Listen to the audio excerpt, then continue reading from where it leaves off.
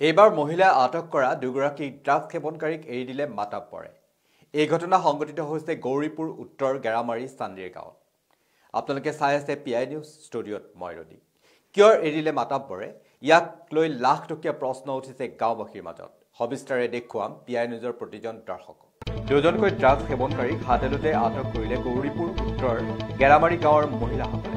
ইয়াক লৈ গাঁওখনত সৃষ্টি হয় এক উত্তপ্ত পৰিস্থিতি। মহিলাবোৰে ড্ৰাগছ সেৱনকাৰী দুজনক আৰক্ষীক গতাই দিয়াৰ পূৰ্বেই গাঁওখনৰ মাতাব্বৰে মহিলাবোৰৰ হাতৰ পৰা যুৱক দুজনক কাঢ়ি লৈ যায় আৰু যুৱক দুজনক লগত গোপন বুজাবুজিৰে মোটা অংকৰ ধনৰ বিনিময়ত এৰি দিয়ে।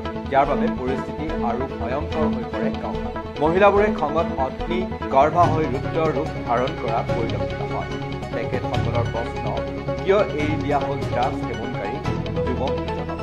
দীৰ্ঘদিনৰ পৰাই যুৱক দুজনে গাঁওখনত গৈ ড্ৰাগছ সেৱন কৰে বুলিও জানিব দিয়ে মহিলাবোৰে। জানিব পৰা মতে ড্ৰাগছ সেৱনকাৰী যুৱক দুজনৰ ঘৰ গৌৰীপুৰ বিলাইপাৰা গাঁৱত।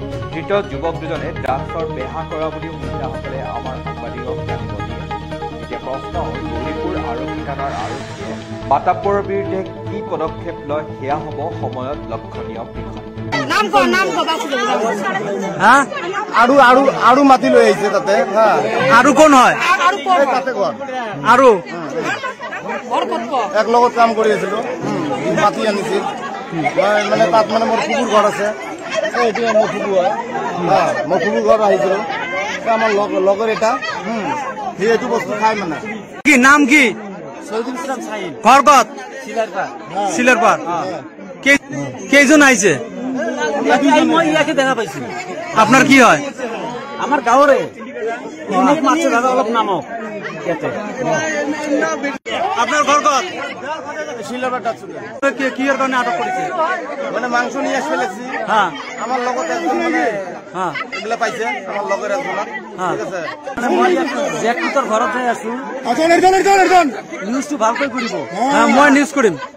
মই জেকপুতৰ ঘৰত যাই আছো, আটক কৰিছে। ইয়াতে কোনোবা পইচা পায়। মই গাড়ীৰ পৰা নামিছো।